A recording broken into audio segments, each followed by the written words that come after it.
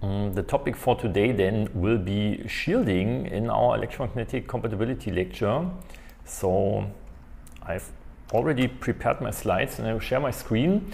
So at the beginning we will take a brief look at the fundamentals, and then there is a certain shielding theory named after a Russian person that then also moved over Manchuria to the United States and was a researcher and engineer and scientist there, Schelkunoff, and he has created, let's say, the basic fundamental theory of shielding, which is about 100 years ago, but which is still quite useful. So we will take a look at this, and then we will see, and this is also what we will see in the exercise on Friday, that it's the biggest challenge is always to shield magnetic fields.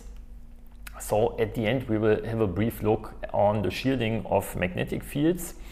And if I share my full screen camera thing again, I also have some samples here. So this is a board level shield. We will see something like this on the next slide. There are some finger stock things for shielding doors. So how to connect shielding doors. There are some more samples here. Unfortunately, so this is the advantage. If you come to the room, you can take a look at them. And I think this is a Japanese company, Nolato. They also have some samples for board level shields, gaskets that you put on metallic shields, for example, for cases to connect things together. So you can have a look at this one. And such board level shield we will also see on the next slide as an example of a practical shield. So this is some printed circuit board. From the shape you can guess it's from an older cell phone. And on the printed circuit board of the cell phone there are different parts, different compartments. So here you can see there's the processing unit, and there's probably some high frequency part, and there's probably some low frequency analog part, high frequency analog part, low frequency analog part.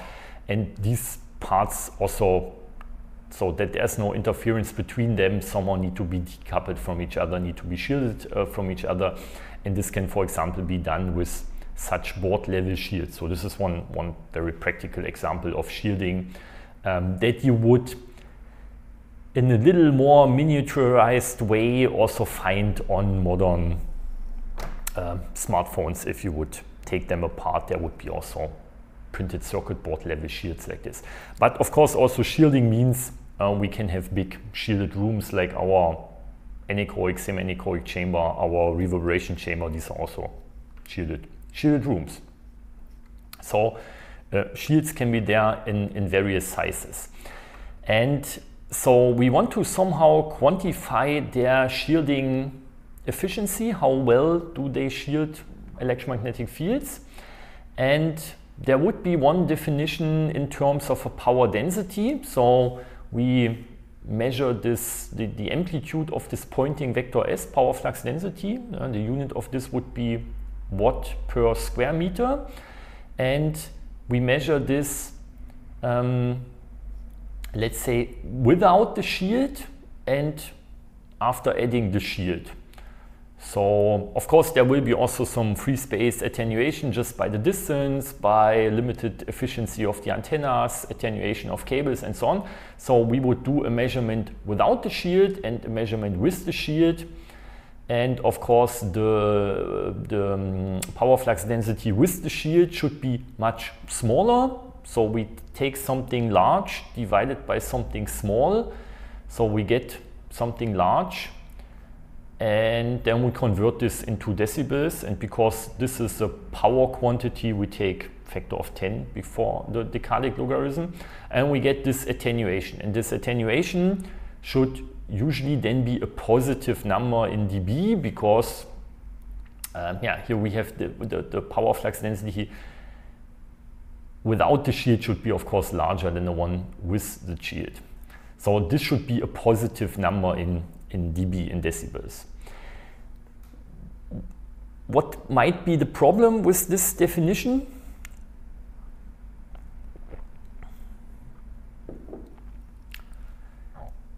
It's a challenge to measure this power flux density. So because usually with antennas you would measure either electric field strength or magnetic field strength. Okay, so let's redefine this in terms of electric field or magnetic field, and because electric field squared would be proportional to the power, magnetic field squared is proportional to the power, the square moves to the front of the logarithm. So this is a root power quantity, this is a root power quantity, we get a factor of 20 before the decadic logarithm.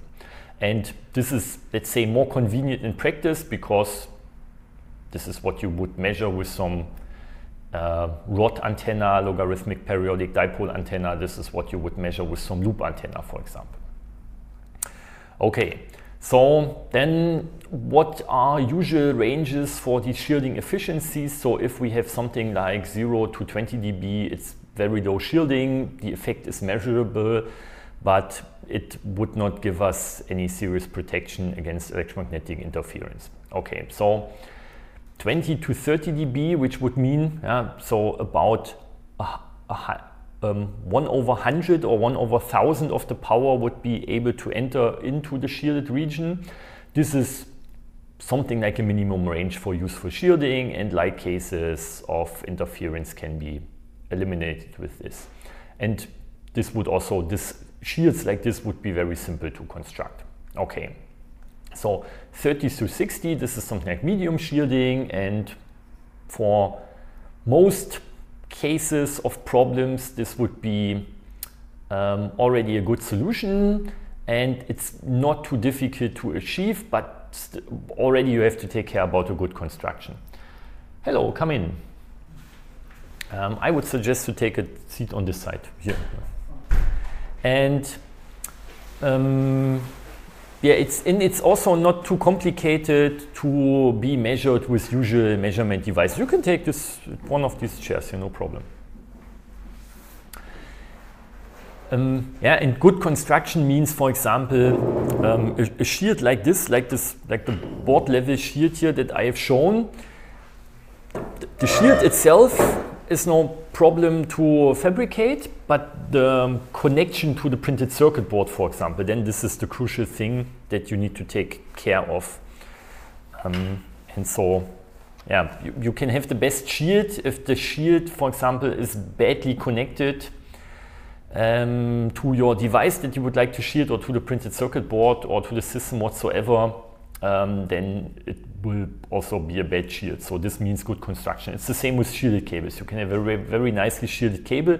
If the shield is not connected off the cable at the end, or with a bad pigtail connection, high impedance, then it won't be a good shield after all, even if it's a very expensive cable, for example. So 60 to 90 dB, this is already superior shielding. You can even very severe EMC problems can be eliminated with this. But then you really need to take care what are the properties of the shield, what is the material, and so on. And it also already requires special devices. You need to have very good vector network analyzers, for example, with a high dynamic range to be able to measure this. Because if you think about 90 dB, it means a billionth part of the power will enter the shield. So for example, if you excite some electromagnetic field outside the shield with, let's say, 1 watt, then what you need to measure inside the shield will be 1 nanowatt of power, right? Or you could also do it the other way around. If you have 1 gigawatt of power on the outside of the shield, then you will just have only 1 watt on the inside of the shield. But yeah, 1 gigawatt of power is and so you need to generate high powers, and at the same time you need to be able to measure very small powers. And so everything above is getting super complicated. Okay, yeah, and above this is, let's say, maximum value of the current state of the art. You can have, of course, shields for electromagnetic fields, for electric fields that where the shielding material, like a pure piece of metal, if you would calculate shielding efficiency of such metallic shield, it will be much better than a 120 dB, but once again, the connection to the printed circuit board, and then, for example, you might have cables that go from the inside to the outside, so you also need to filter them. You would need to have maybe shielded cables. So there is always somewhere a weak spot in the shield that you need for other reasons. For example, you need to have ventilation holes and stuff like this. So what I can maybe show if we talk about this. So this is from Holland Shielding Systems from the Netherlands, and quite small and quite difficult to see, but this is such a shielding gasket for ventilation. This is what is called a honeycomb mesh. And so here it's like many waveguides below cutoff frequency. So electromagnetic fields would not be able to get through, at least if they have a certain wavelength then that is larger than this dimensions of this mesh here, but air would get through, for example. And so somehow you need to you cannot, if you have a perfect metallic shield, everything would be fine. You would solder it together or weld it together, but you cannot access your components inside your shielded enclosure anymore. You always need to have a shielding door, something that you can open a hatch or something like this, and this will be always the weak spot in the shield. And devices need displays, you need buttons to operate, and this will be always the weak spots in the shield that then limit your shielding efficiency to, let's say, values like this here. Okay, so then we can have a look at this shielding model of Schelkunoff and take a look at the mechanism. And so to explain the schematic here, we have the outside of the shield. This is air. This is our shielding material, usually metal. And this will be the shielded region. This is the inside of the shield. This is also, once again, air. And so now we have some electromagnetic wave coming from the outside, and we normalize this magnitude to, or the amplitude to 1, just for simplicity. And so then this wave will hit the shield, and because there's a different wave impedance on the outside than in the inside of the shield, there will be some reflection here and there will be some transmission. So some portion of this incident wave will be reflected back and some portion of this wave will be transmitted into the shield. And this reflection coefficient we will call R, and it's the reflection coefficient at the interface from air into metal. This is what the index AM means. And we have some transmission. And this is also the transmission from air into metal. And we have some transmission coefficient that we call T. And both of these coefficients might be complex, so they also get some underscore because they are complex dimensionless values. Like a scattering coefficient, if you are familiar with vector network analyzer measurements, or like a reflection coefficient at the end of a transmission line, if you are familiar with transmission line theory. And and why do we get this? That's a pretty good question to discuss, I think, is why do we get this reflection and why do we get this transmission? And why is the transmission coefficient 1 plus the reflection coefficient?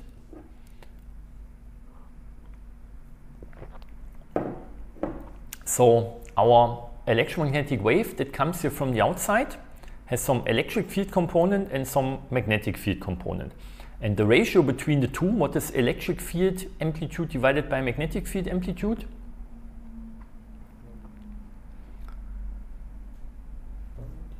No, not really permittivity. Permittivity is, permittivity is if we have a magnetic flux density, and how do we calculate from magnetic field strength over permeability magnetic flux density. And the same is we have some electric flux density that is not used that often, and this would be connected via permittivity with the electric field strength. But if we take the ratio between the electric field strengths, divided by the magnetic field strength, what do we get?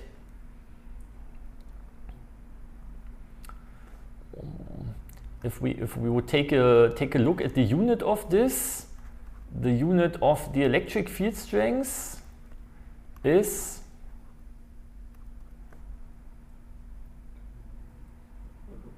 volt per meter. The unit of the magnetic field strength is ampere per meter. So the meters will cancel each other. So we get volt divided by ampere, and this is the same as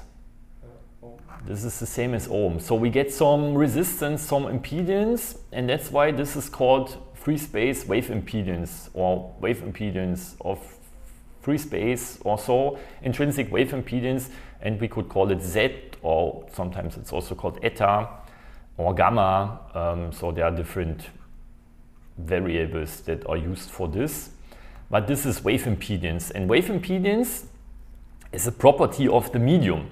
So we have a different wave impedance in air that is usually the 377 ohms approximately, or approximately 120 pi ohms, and we have a different wave impedance inside the metal, and inside the metal the wave impedance is usually much smaller.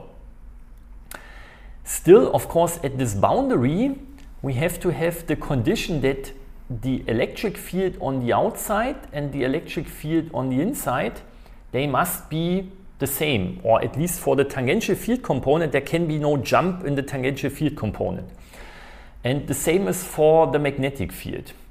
And so if the ratio between the electric and magnetic field on the outside is different than the ratio of the electric to the magnetic field on the inside, then there is some reflection created, yeah, or there will be the field on the outside will induce currents on the inside, and the currents on the inside will create a field that is, let's say, opposite to the original one, or that will be somehow do constructive or destructive interference, so that the sum of the incident field and the reflected field together will be the same as this transmitted field for the electric field component and for the magnetic field component. And that's why we also have this, let's say, transition condition that this plus this must be the same as this for continuity of the electric and magnetic field components. Okay, so then this portion of the wave that is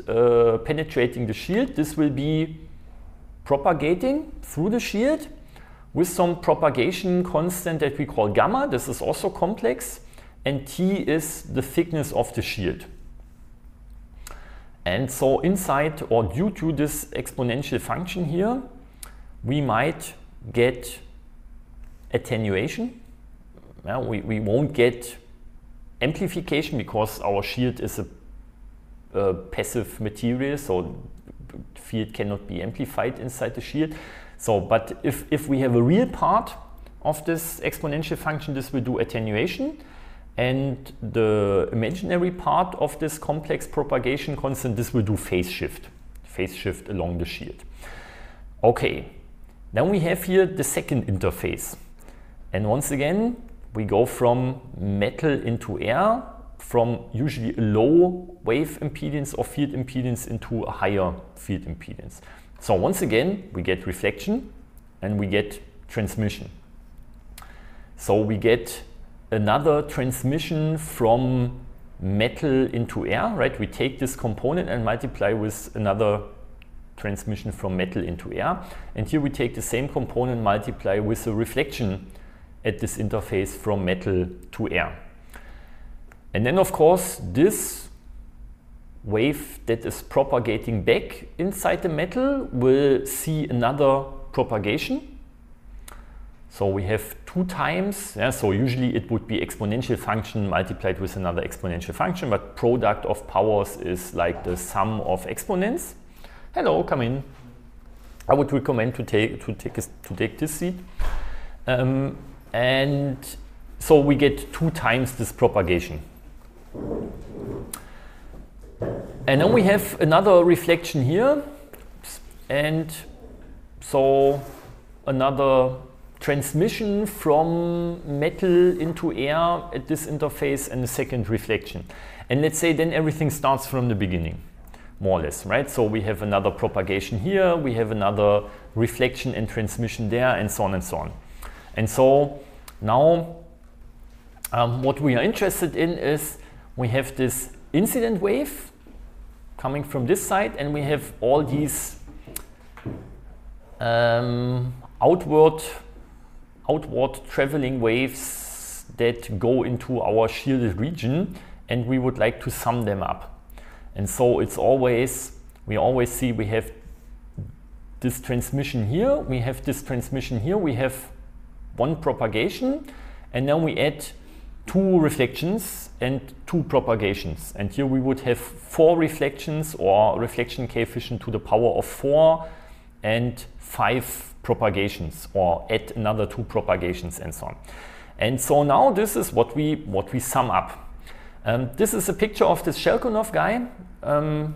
You can see, so he did this shielding theory things in the 1920s and 30s, I think. This looks like a rocket here where he's experimenting on, but this is a circular waveguide, also to transmit electromagnetic waves of higher power. This is one of the best pictures that I could find of him somewhere on Wikipedia. I think there should be the source somewhere here, but it's somehow cut for some reason, I don't know. Okay, so this is what we discussed already, right? We have these transmission coefficients, we have these reflection coefficients, and we have this propagation constant that depends on damping and phase, and T is the thickness of the metallic shield. Okay, so then how do we calculate these values? So the reflection coefficient is defined like a reflection coefficient, difference between the wave impedances of metal and air divided by the sum of these wave impedances in metal and air. If you are familiar with as said transmission line theory, you should know something like this, or should have seen this before. So for transmission line, it's usually the load impedance minus the characteristic impedance of the transmission line, and here the same with plus. And we could do a derivation of this, but the derivation is, as said, this continuity condition that electric field and magnetic field outside and inside tangential component must be equal at this interface. Okay, and so at the second boundary surface, or at the second interface, it's the same, but just the inverse, let's say, or the negative value of this. Okay, so this is the boundary condition that we discussed. Incident and reflected field must be the same as the transmitted field. We have the same for the magnetic field, and that's why our transmission coefficient is 1 plus the reflection coefficient, as already discussed, and then we end up with this formula, right? That depends on the wave impedance in metal and air, and we can also do this at the second interface. And so we get the second formula that depends on wave impedance in air and in metal. Okay, so now the question is, what is the wave impedance in metal? And what is the wave impedance in air? So in metal, and this is more or less the general formula, a wave impedance is always j omega mu permeability divided by kappa, which is conductivity, and epsilon is permittivity, and omega is angular frequency. And so metals will have, or might have, some permeability, or it will always have a permeability, but they might have some relative permeability if they are ferromagnetic materials like iron, steel, for example, right? Then we might get quite high values of mu. And metals will also have some conductivity because they are metals, conducting current. And so what is the usual, what is the conductivity of copper, for example? Do you have some value in mind? What is the conductivity of copper, for example? 58 something times 10 to the power of 6. And so then I always need to think about the unit, if it's Siemens per meter or Siemens times meter. So if we would use this to calculate some resistance, resistance is a length of a conductor divided by this conductivity and divided by the area.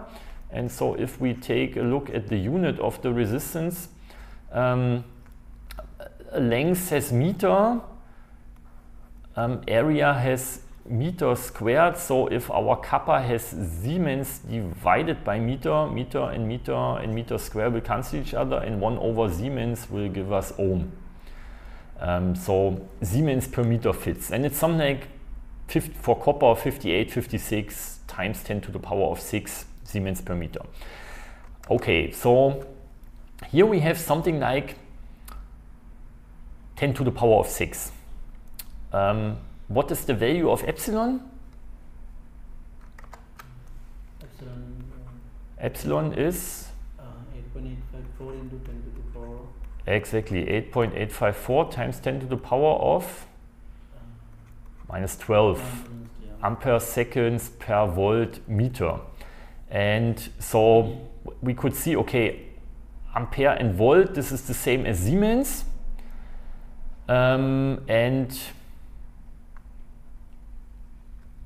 No, Siemens on top, of course, Siemens on top. And so if we have omega here, omega is 1 over second, so the omega would cancel the second. Let me maybe write the Siemens a little larger. So this omega would cancel the second, and we get also Siemens per meter. And so the kappa is 10 to the power of 6, epsilon is 10 to the power of minus 12. And I mean, therefore, if our frequency here is not 10 to the power of 18, which is usually not the case, our angular frequency, if we have megahertz, it will be something like 10 to the power of 6. If we have gigahertz, it will be 10 to the power of 9. So this is usually much smaller. And so therefore we can neglect the epsilon term. We expand or we multiply with kappa, and then we can rewrite this in a little simpler way, because what is a little ugly here, let's say, is that we have the square root of j. So we can once calculate the square root of j and rewrite this as 1 plus j divided by kappa and divided by delta. And delta is the so-called skin depth. Remember, this is what we discussed or what we talked about when we discussed galvanic coupling and skin effect on cables and on conductors. And so the skin depth is 1 over p mu kappa and the usual frequency.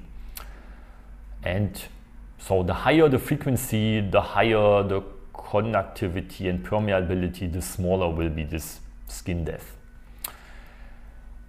And yeah, so once again, if you think about that skin depth, so what are usual values for skin depth? If we have a copper wire, if we are at typical frequencies in kilohertz, megahertz range, how large is the skin depth? Is it let's say micrometers, millimeters, meters, kilometers? It's some micro or milli, something like this. So this will be in the micro and milli range, 10 to the power of minus 6, 10 to the power of minus 3. This is 10 to the power of 6, as we discussed. So we get wave impedances that are in the ohm range, in the milli ohm range, maybe in the kilo ohm range, but usually smaller. So we get something small, usually something in the ohm and milli ohm range.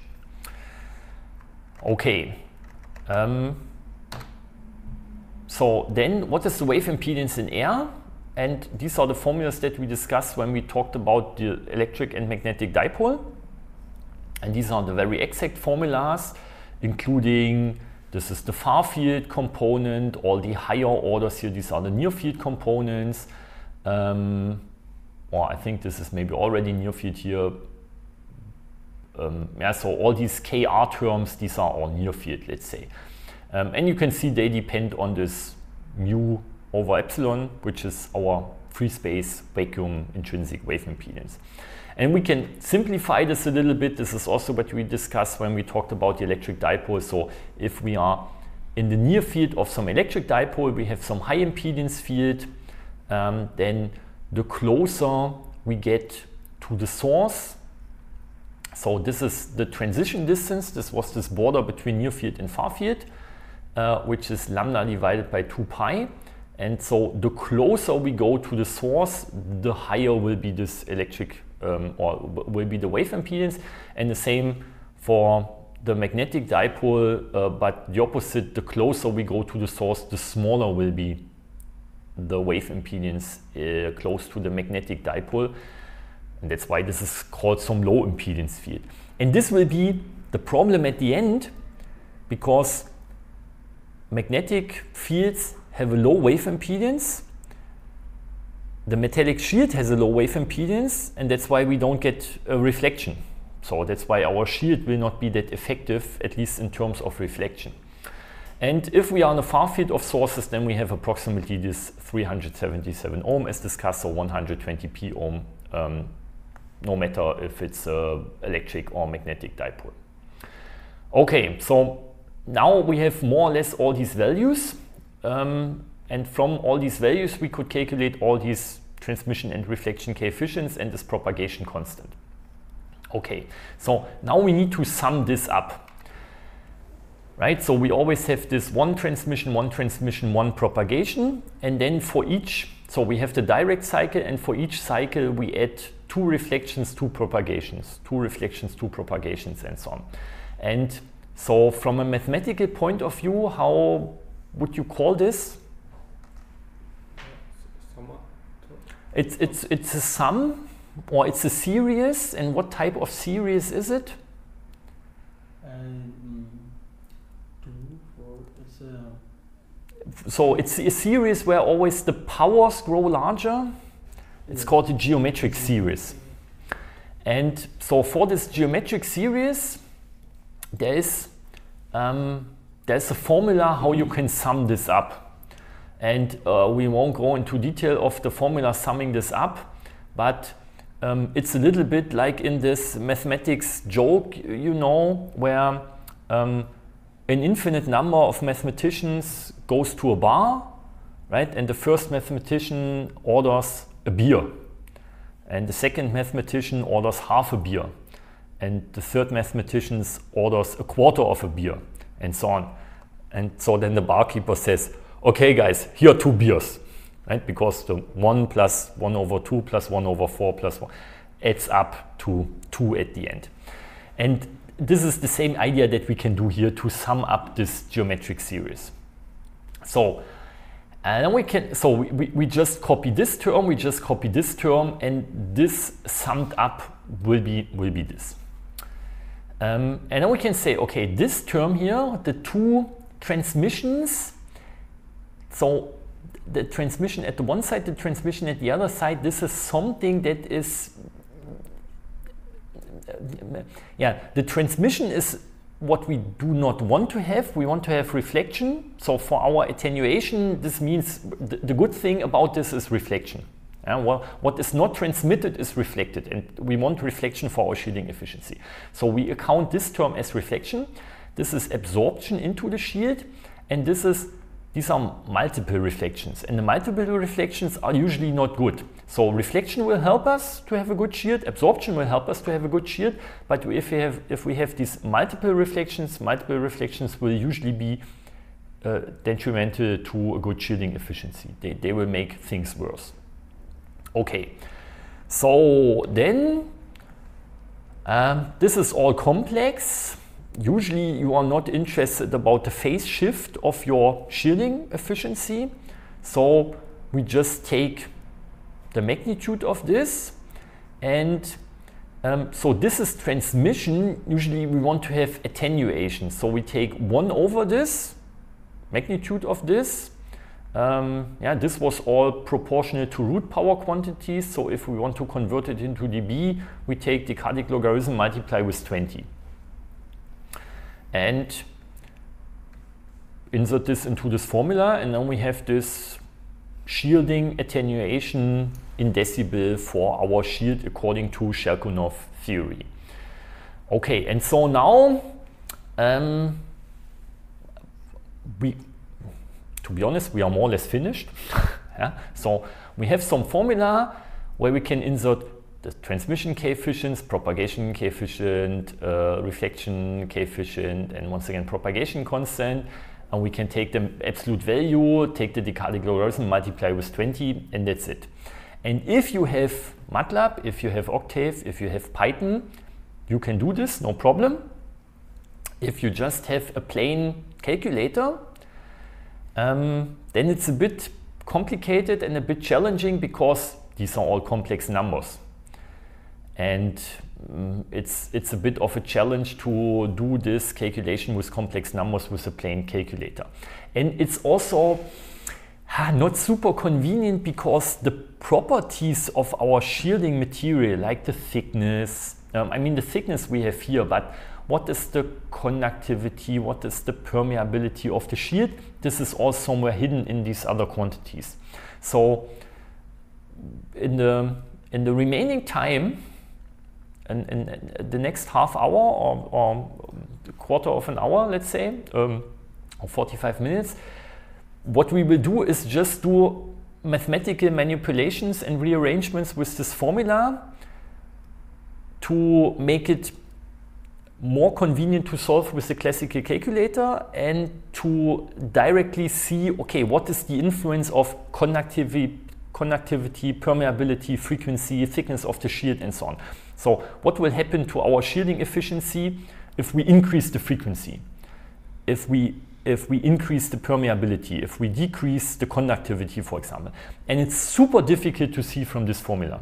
If I would show you this formula and ask what will happen to the shielding efficiency if we double the frequency, you have no idea. You can just insert this into Octave, recalculate, or MATLAB or Python, but it's not directly visible from this formula. And so, yeah, now we will take this formula, do some manipulations. And so the first thing that we will do is we will split this term, or we will split up this formula into these three components. And we will say there is some component due to this reflection. This is what we call reflection loss. Then we have some absorption loss from the propagation term. And I mean, here it's already quite simple. We can split up our propagation into the real part and the imaginary part. And the magnitude of the imaginary part is just 1, because this is just a rotating phasor around the unit circle. So here we just end up with this damping constant, and yeah, if you do this, then okay, bring this exponent to the front, and what is the decadic logarithm of Euler's constant, and multiply it with 20, you end up with this formula. So here we already see, okay, the thicker the shield, the higher the attenuation loss, and it also depends on the damping constant. And this is the last term, the term that is due to multiple reflections. This is the most complicated one because yeah, we have the magnitude of this 1 minus something complex multiplied with something complex, and so still we would need to do this multiplication first here really with complex numbers, and then can take the magnitude. Okay, and so then our total shielding attenuation will be reflection loss plus absorption loss plus this correction term for multiple reflections. And this will be usually positive, this will be positive, this might be negative, because we have 1 minus something. So that's good, that's good, that's usually bad. Okay. Yeah, so then we can have a look at all these factors or all these components separately. And let's start with the reflection loss. And so we take this formula, we insert our wave impedances. The wave impedance in air depends on what type of field source do we have. The metallic or the wave impedance in metal depends on the properties of this metal: conductivity, permeability, as we discussed. And so usually the wave impedance in air will be much larger than the one in metal, as we discussed before. So if this is much larger than this, then we can neglect this one here. And so then we can also, then we have ZA squared divided by ZA, and we can cancel or cross out one wave impedance in air. So formula simplifies to this, and then we can insert the wave impedance in metal, the formula that we used before with our skin depth delta and the conductivity, and do some further mathematical manipulations and simplifications with this, right? The magnitude of this 1 plus j turns into a square root of 2, for example, and insert our formula for the skin depth and insert free space wave impedance and do some more mathematical manipulations, and then we end up with a formula that looks like this. And so finally we can rewrite this into some numerical value equation that is valid for the far field. And this formula looks like this. And so the reflection loss is 108 dB. This is something that comes from the constants here inside this formula, minus 10 times the decadic logarithm of the relative permeability, the frequency in megahertz, and the relative conductivity. And the conductivity is, let's say, normalized to the conductivity of copper, because copper has, from all the typical material, the highest conductivity, right? Only silver has a higher one, but you will seldomly build a shield out of silver. And even so, okay, then this kappa relative would be larger than 1, no problem, right? Okay. And so, for example, aluminum has something like 60% of the conductivity of copper. So for copper, this would be just 1. For aluminum, it would be 0.6, for example. For other materials, another value that is somewhere between 0 and 1. This will be for copper. For aluminum, it will be 1. For steel, for iron, it might be 100, a couple of hundred, maybe 1,000. For high permeability materials, so-called mu materials, this will be even higher. Can be even 10,000, something like this. And the frequency in megahertz. So it's very simple, very easy to use your calculator and to calculate the value of this formula or the resulting shielding efficiency, or at least the reflection loss term. And yeah, we could check. So if we go higher in frequency, this will be higher, but we calculate something, or we calculate minus here. So the higher the frequency, usually you get less reflection. The higher the permeability of the material, you get less reflection. But the higher the conductivity, the better it gets, because something higher here, this will be smaller, so the negative effect will be smaller. Okay, so then we can do the same thing for a high impedance field. So now in the near field of some electric dipole. And so once again, we have a transition distance, lambda divided by 2p, and now we are in smaller distance than this transition distance. So we insert all stuff. We insert our wave impedance in air, we insert this transition distance, we insert skin depth, we insert free space wave impedance, and do all these mathematical simplifications and manipulations, and we end up with a new formula. And the new formula once again includes relative permeability, relative conductivity. Well, something is super laggy now. I hope it will be okay. And now it's once again okay. So, and here's a frequency in megahertz, but to the power of 3, and here is the source distance. And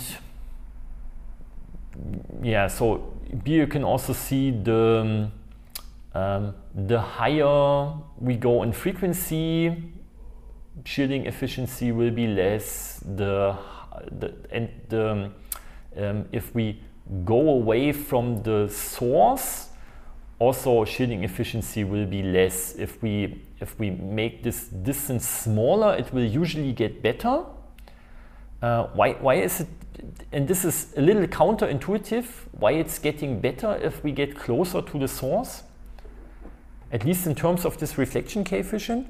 I mean, if we go closer to the source, also the field amplitude will be higher, but still this reflection loss will also be higher. Why is this the case? Because we have this high impedance field, and remember the schematic that we had with field impedance, the closer we go to the source, the higher will be the field impedance in this high impedance field. And so the larger will be the difference between the field impedance on the outside and the field impedance on the inside, and therefore the higher will be also this reflection loss there. Okay, so then the last thing that we can do is we can take a look at the low impedance field close to the magnetic dipole. Once again, if we are in a distance that is smaller than this transition distance. So we insert wave impedance, we insert this transition distance, we insert skin depth and wavelengths and free space wave impedance and so on. And then we end up with a formula that looks like this. So once again, a constant factor minus 10 times decadic logarithm. And now the mu relative is on the top. Kappa relative is still on the bottom, on the denominator of this fraction. And now frequency and source distance are also in the denominator. So here, if we increase the frequency, we get better shielding. If we increase the source distance, we get better shielding. So if we decrease the source distance here, it will get worse. Because if we go closer to the source, we go closer to wave impedance of metal, we get less reflection. And higher conductivity will help us, higher permeability will unfortunately also not really help us. At least not for the reflection. And yeah, once again, a simple formula that you can use with a plain calculator and where you can directly see the dependence, how reflection loss depends on permeability, conductivity, source distance, frequency, as discussed. Okay, then we can continue with the absorption loss. And this is the original formula that we had a couple of slides ago. And so now we need to take a closer look onto this propagation constant. And here it said, okay, this is the propagation constant inside metal. I would say this is the very general formula, but in metal, right, we usually have permeability, we have conductivity, we have permittivity, and we still have this condition discussed before that the kappa is usually much larger than omega times epsilon. What we discussed here, because to the 10 to the power of 6, 10 to the power of minus 12. And so once again, we can neglect this term here. We just have multiplication with kappa. And yeah, this term does not look too complicated. Once again, if you have Octave, Python, MATLAB, it's also not too difficult to calculate.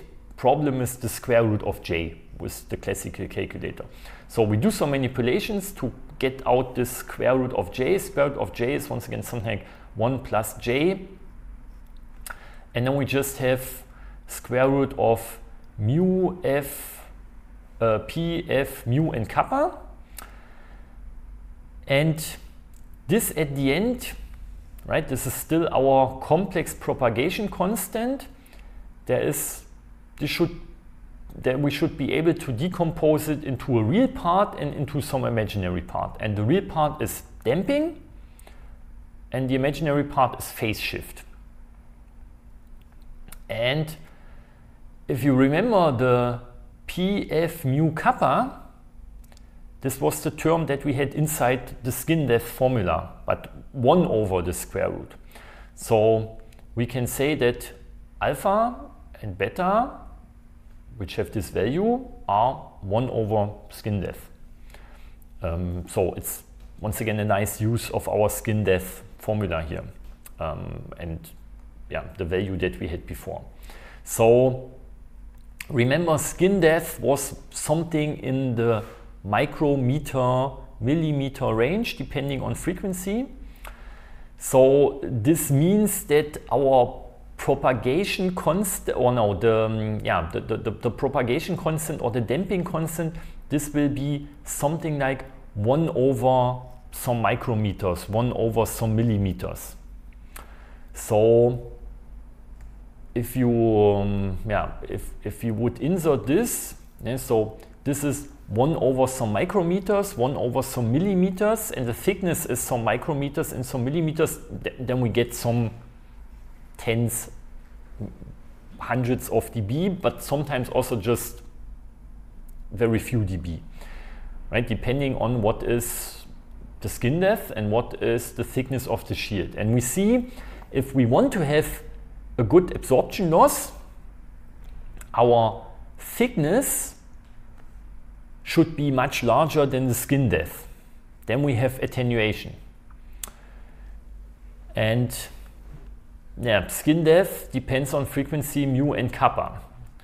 Okay, so now we can insert our skin depth formula there. And we see, okay, thickness should be larger than skin depth. And once again, set up some numerical value equation with frequency in megahertz, relative permeability, relative conductivity, and yeah, due to the constants with copper and so on, we end up with a different factor here in front.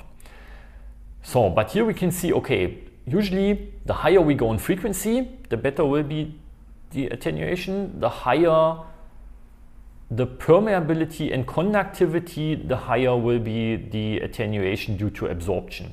And of course, a thick shield will help us. But having a thick shield is, you need lots of material, it will be expensive, it will be heavy, you need volume. So usually you would still try to keep this low.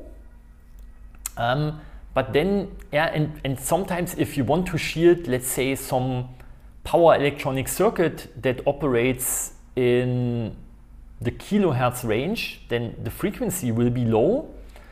You want to keep this low for the mechanical construction. This is low because of your operating conditions. And if you want to shield, for example, magnetic fields of our mains grid frequency, this might, no, it's not my cell phone, I don't know. Yeah, so then it's also just 50 Hertz, the frequency that you have. If you want to shield sensitive electronic equipment, some medical engineering equipment, maybe some electron microscope, some MRI thing from 50 Hertz frequency, then this will be super low. So you would need to have very high conductivity, but it will not be better than copper. So the only thing that will help you is permeability. And I mean, that's why magnetic shields there you need this mu metal that has very high permeability to get a reasonable absorption loss. Okay, and so then the last term that we can take a look at is this correction term for multiple reflections. So this was our original formula, and we can try to insert this reflection coefficient and once again do the simplification that wave impedance in air is usually much larger than wave impedance in metal. So then this reflection coefficient will turn into 1 because we can neglect Zm here and Zm here, we just have Za divided by Za, this will be 1. So then this is 1.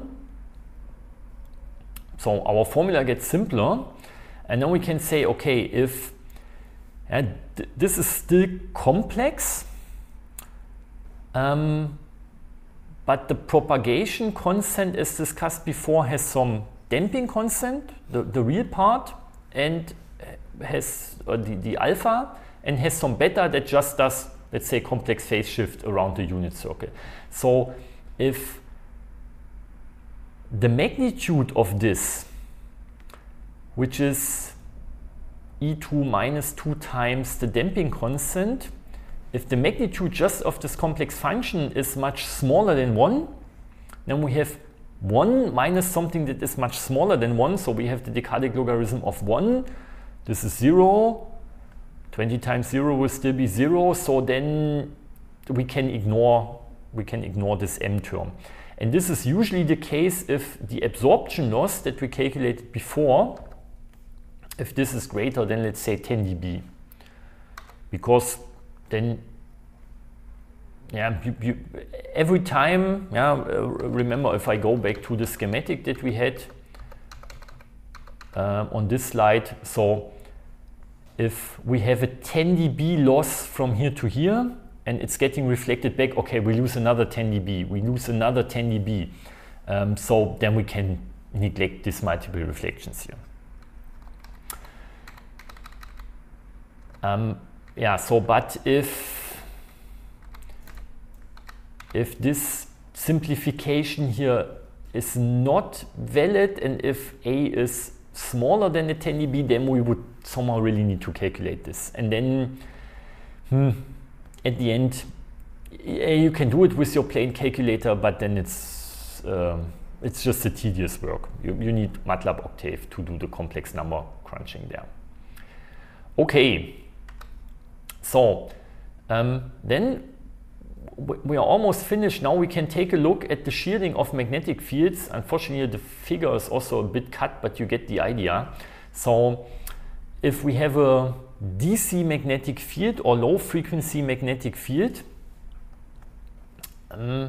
we have magnetic field lines, for example, going from, or are always going from the North Pole to the South Pole of some magnet. And because magnetic field lines always need, like a current, need to go in circles, this magnetic field would need to close somewhere else. But let's say you have some horseshoe magnet, and you have the North Pole, you have the South Pole, in between you have a magnetic field. Or you have something else that creates magnetic field, and now and this could be, for example, also our Earth magnetic field, and now you want to put something in there that is shielded against, that needs to be shielded against magnetic fields. For example, I've been to the DKFZ, Deutsches Krebsforschungszentrum in Heidelberg, the German Research Center for cancer treatments, which is also very interesting in terms of medical engineering, and I think they also have a good cooperation with our research campus Stimulate. And for example, we also did our IEEE EMC bootcamp there last year in 2024, and they have some MEG machine, magnetic encephalography. So the idea is that you want to measure the currents in the brain, and of course you cannot stick cables into the brain to measure these currents because it will not be good for your patient, but every current that you have somewhere will be also associated with some magnetic field. And so what you can try to do is put some coils close to the brain, to the surface, to the skin of the head, and measure the magnetic fields of these currents inside the brain. And this is called magnetic encephalography. There was no external wire connection? There is, of course, then some wire connection to these coils, to measure the voltages that are induced in these coils due to the due to the currents in the brain. but there is no direct connection to the brain currents. And so there's some indirect measurement of the field. And so now you can imagine that these currents inside the brain, they are super small. So the magnetic fields also are super small. And so therefore measurement noise is a huge problem. So you need to cool these coils with liquid helium to, I don't know, 1 or 2 or maybe 3 Kelvin, something like this, to really lower the thermal noise of these receivers. And you can also not really directly measure, or it's not a good idea to measure the size of the magnetic field or the amplitude of this magnetic field, because it will be still much lower than the Earth magnetic field that you have. So you measure the gradient of the field. You always take 2 coils and you measure the difference between the field in these two coils, and this gives you the gradient. And because you measure in the near field of your brain currents, there is a strong gradient from these currents, but there is no strong gradient from the surrounding field, from the Earth magnetic field, for example, because this is very homogeneous. And so there's a machine, you get something on your head that looks like this, such devices that if older elderly ladies go to the hairdresser and get some nice hairdress, and it's kind of interesting if you know, okay, there's just 1 or 2 centimeters away from my head. Now there are superconducting coils that are cooled down with liquid helium to minus 270 degrees Celsius. And so then they measure brain currents. And of course, this is very, very sensitive. So it's this whole MEG device is in a room that has walls that have probably this thickness, and all is this mu material to shield the outside Earth magnetic field, to shield magnetic fields of the electrical installation around. Then you have the problem that if, for example, a bus will pass by, or a tram line is close to this, that tram works with high currents, high DC currents on the catenary, on the drive wire, they will also induce magnetic fields, they will disturb these measurements. And a bus or a truck, even if it does not work with electricity or with some overhead line, it's just a large metallic mass, and it will disturb the Earth magnetic field. And so it's very difficult to shield. And so the room or the shielding works probably 10 tons, 20 tons. So this installation is somewhere in the basement of the building where the floor can withstand this force, this pressure. And the door alone weighs several tons and needs to be operated by some motor, or because it's just very heavy.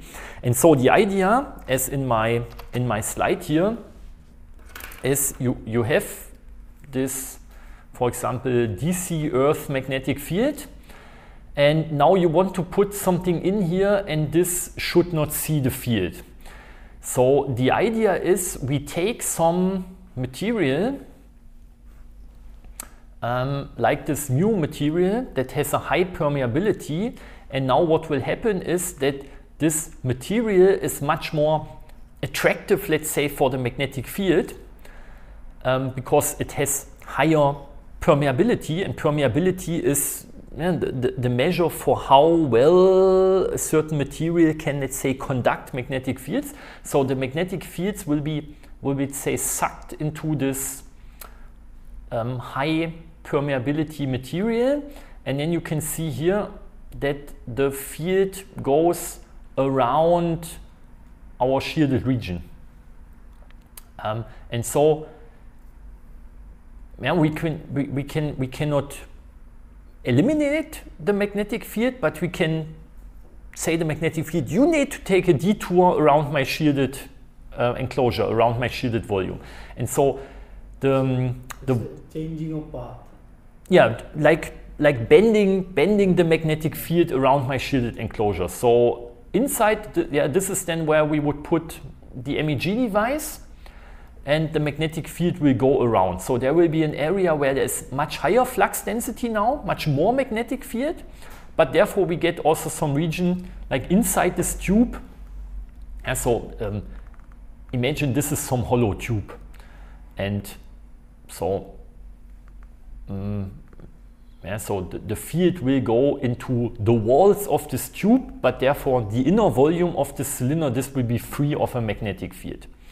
And that's the idea. We bend the field around our shielded volume. And so this is how something like this looks in practice. So I think this is some kind of transformer that needed to operate close to, for example, some cathode ray tube display or close to some electron microscope, because a cathode ray tube display also works with some electron beam, and if you have strong magnetic fields, the magnetic fields will deflect this electron beam and you get jittering and shaking pictures and so on. And the same is, for example, if you have some electron microscope. You have some electron beam. If you have strong magnetic fields around there, they will deflect the electron beam. You don't get a clear picture with your electron microscope. So if you need a transformer, for example, close to some electron microscope to transform some powers, you need to shield this. So I think these are cables going into the transformer. These are cables going out of the transformer probably. I think this is some ferrite core here, just to eliminate high frequency disturbances on these cables. And this is how such mu metal looks like. And so you can see that it's made out of several layers that are once again isolated from each other, because what you usually don't want to have in these mu materials is eddy currents. So you want to have the absorption, but you don't want to have eddy currents. So they get isolated from each other. And the problem is that it's quite difficult to produce these mu materials and to get this high permeability. Because you need to have a certain crystallic structure inside the metal, and the problem is, if you, for example, like here, if you bend it, you will also bend and destroy the crystal structure of the material, and then it will somehow lose the permeability. It will lose its good properties, and therefore there will be less shielding here at this bend, and so you cannot bend it too often. And so therefore you can see there's one inner layer that does, let's say, this surface or this side and this side. Then there is a next layer that once again shields this side and this side, and then there's an outer layer that shields the top and the other sides around. So the top side has two thick layers of the shielding, the front side has thick layers of the shielding, the other side also has two thick layers of the shielding. And this is how something like this looks in practice. And so I think the size of this is just maybe, so here you can see this is 20 millimeters. So the box is a small transformer, is maybe, I don't know, 10 centimeter by 10 centimeter by 10 centimeter, or 1 hand by 1 hand by 1 hand approximately. But you can also build this in room size. But still the problem is, so you don't want to get the magnetic field that is, let's say, here on the inside come to the outside, or you don't want to get a magnetic field from the outside to get to the inside. And the only thing is that you can bend the magnetic field around. And if you want to get this region to be free of magnetic field, you need to get all the magnetic field that would be in this volume, in this region, to go into this small wall thickness. And so if this is, let's say, if you have 10 centimeter here that you want to shield, and if you have 10 millimeter here of wall thickness, then of course the permeability here must be at least 10 times, probably 100 times, even maybe 1,000 times higher than the permeability of air inside, so that you can really allow all the magnetic field to go this way instead of going into your shielded volume. Right, and so something like this is what they also built around this MEG cabin. And I can remember that we did measurements there with some magnetic field probe or with some magnetometer, so where you can directly measure magnetic flux density. And this device was super sensitive, so you could, I think the resolution was in the picotesla range that we were able to measure. And so yeah, if you place this device somewhere in a usual building outside, you will always measure Earth magnetic field. Yeah, you can see if you rotate this device, how the components of the Earth magnetic field that you measure, how they change, and also you can see how the Earth magnetic field drifts over time, because also the currents in the Earth due to the flow of magma below the surface and so on are not constant. Yeah, but these changes are in the time range of minutes and hours, how the Earth magnetic field changes. And then you can, for example, in every city you can see that tram lines accelerate and decelerate, and you always will see 50 Hertz components of our mains power grid. There will be 16.6 or 16.7 Hertz components of railway lines, because they operate with this 16.6 or 16.7 Hertz. And for example, in the city, you will also measure 300 Hertz, which are currents from 6-pulse rectifiers that are also, for example, used for tram lines to convert three-phase AC into DC voltage. And yeah, so we had done lots of measurements with this magnetometer, and then we put it into this MEG shielding cabin, and then you would really measure zero. There was no field anymore at all, and you could just see, okay, there was still some very, very, very small field, but you could see the quantization noise of the analog to digital converter of this measurement device. So you could see how the field is jumping in the picotesla range, which was the resolution, the accuracy of this device. Yeah, very interesting. Still, they had some issues. So their MEG measurement was still much more sensitive, of course, than our field probe, because of this superconducting, cooled with liquid helium and so on coils there. Okay, so and the last thing that we can discuss for today is these, let's say, springs or connections that you need if you want to have shielding doors, at least for RF fields in practice. So remember at the first exercise or the second exercise, we did this laboratory tour where we visited our semi-anechoic chamber and the reverberation chamber. Okay, and so there you always have these shielding doors. And as discussed at the beginning, you can have a very nice shield, you can have a very nice shielded door, but you need to have a good, reliable, reproducible connection between the shielding door and the shield itself. And yeah, so for this, you usually have these springs. So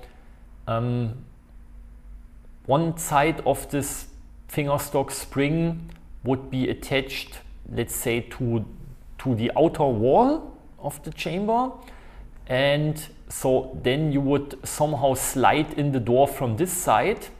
And the difficulty, the challenge here is so that this material should have good characteristics like a spring. It should not be that you close the door once, then it's getting deformed, and then you don't get a good contact force anymore. So it should be like a spring, that it always nicely pushes against the door. And at the same time, you want to have a low surface resistance and a good contact. So if you would take a material that, yeah, usually some elastic steel, the elastic steel would be a good spring, but it would not be a good contact. So you need to combine different materials with each other. And so the typical materials that you have is this beryllium, copper, phosphor, bronze, and tin-plated steel. And yeah, I'm not an expert in this. There are companies like this one here who produce this stuff, and I think there is some YouTube video link that I will not click on now, but where this is somehow explained in a couple of minutes what would be the advantages and disadvantages of these materials. And so yeah, maybe we can come back to what I've already shown at the beginning. So this is some German company, Feuerherd EMI shielding products, specialist for contact springs. And so you can see they are really an expert for contact springs, because just in their sample bag, yeah, there are super many different ways on how to have these contact springs. And so these would be just glued somewhere. And others, yeah, like this ones here, you need to have some metallic fixture to connect them to at the door. And yeah, and so there are larger ones and smaller ones, and the problem is also that if you touch them, you will see fingerprints on the material. And of course, the fingerprint is not just visible, it's also grease and dirt. And this will be also bad for the shielding efficiency. So these samples, once you touch them, they won't have these nice properties anymore that the manufacturer thought they should have. Yeah, so if you see shielding doors, and if you see these spring contacts, don't touch them. People operating the laboratory don't like that, because then they need to take some isopropanol, some alcohol, some solvent for the dirt, for the grease from the hand to once again clean it. But okay, for these samples here, I think it's okay. So if you, nice sound, if you want to have a look at them, feel free. And yeah, so this more or less finishes the lecture for today. I got all these samples from, if I remember correctly, from EMC Europe conferences, for example. So if you go to some major EMC conference, there will be always also some exhibition and companies showing products that are useful for EMI shielding and filtering and EMI measurement and so on. And so these are all samples that I got from some exhibitions. And if you say, okay, but I'm in Magdeburg, I'm a student, I cannot travel to international conferences, and even not to maybe European conferences or conferences in Germany, we always have one annual small EMC symposium in Magdeburg, but it's always in October, at the end of October or beginning of November. And so it's called EMV Industrieseminar. It's of course more or less a German conference, but yeah, if you are in Magdeburg, if you understand some basic German, people will be also happy to talk to you there in English. So you can always visit this small one-day conference with some interesting talks about EMC stuff, but also with some small exhibition where you might get samples like this that show how shielding works.